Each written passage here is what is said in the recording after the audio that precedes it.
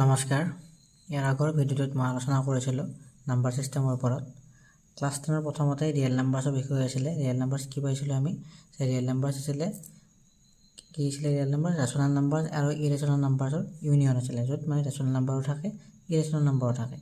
তাৰপিছত আৰু এটা নেক্সট টপিক আছে যে ফাণ্ডামেণ্টেল থিয়ৰিম অফ এৰিথমেটিক। য'ত কি হয় যে ফাণ্ডামেণ্টেল থিয়ৰিম অফ এৰিথমেটিক, সেইটো মেইন মই ডিফিনেশ্যনটো লিখি লৈছোঁ বাৰু। Every composite number can be written as a product of primes in one and only one way।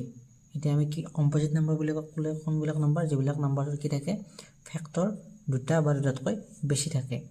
Suppose ফ'ৰটো কি, আমি ফ'ৰটো কেনেকৈ লিখিব পাৰোঁ, টুৰেও ডিভাইড যাব, ফ'ৰেও যাব আৰু ওৱান, মানে তিনিটাৰে ডিভাইড যাব।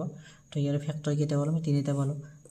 ছিক্সৰ ফেক্টৰ কি হ'ব, 2 3 1। ইয়াৰে ফেক্টৰ কৰিলে আমি কি পাম, 2 3 1 পাম। মানে এইটো আমি কিহত দেখোঁ, প্ৰাইমছত আমি উলিয়াব, প্ৰাইম নাম্বাৰক আমি উলিয়াব লাগিব। তাৰপৰা আমি এলচিএম আৰু এইচএফটো আমি উলিয়াব পাৰোঁ। তো প্ৰথমতে ছাপ'জ মই ধৰি ল'লোঁ যে ফ'ৰৰ মই যদি ফেক্টৰাইজ কৰোঁ, কেনেকৈ কৰিব পাৰোঁ, 2 2 যা 4, 2 1 যা 1, 6 কি হ'ব, 2 3 যা 6, 3 1 যা 1। তো যদি মই এনেকৈ লিখোঁ ইয়াতে 2 = 2 × 1 এণ্ড 6 লিখিলে আমি কি লিখিব, 2 × 3 × 1। এইখিনিলে ঠিকে আছে। ইয়াৰ পৰা আমি কি উলিয়াব পাৰোঁ, আমি এলচিএম আৰু এইচএফ উলিয়াব পাৰোঁ। আমি ইয়াৰ পৰা যদি আমি এলচিএম ওলাওঁ, কেনেকৈ এলচিএম ওলাম, এলচিএম যদি মই ওলাওঁ, এলচিএম ওলালে কি কৰিব লাগিব, ইয়াত 2 আছে, ইয়াতো 2 আছে, এই দুটা 2ৰ আমি কি কৰিম, এটা 2 ল'ব লাগিব। এটা 2 ল'লোঁ, লৈ ইয়াৰে 3 আছে, ইয়াতে কি আছে, 2 আছে, ছেম নহয়, কিন্তু এলচিএমত আমি ছেম নহ'লে আমি গোটেইখিনি ল'ব লাগিব। ত' 3 ল'লোঁ এণ্ড 2 ল'লোঁ, 1ত 1 লিখিলোঁ আমি। এতিয়া কি হ'ব, 3 2 যা 6, 6 2 যা 12, 12 1 যা 12। চ' এলচিএম কিমান পালোঁ আমি, 12 পাই গ'লোঁ।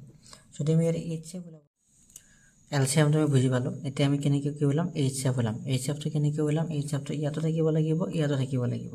তো ইয়াতে কি আছে, অনলি 2 আছে, আৰু কি আছে, 1 আছে, কিন্তু 1 লিখিলোঁ, কি হ'ব এইটো, 2 1 যা 1। তাৰমানে কি পালোঁ আমি, এইচএফ পালোঁ 2 আৰু এলচিএম পালোঁ কিমান, আমি 12 পালোঁ।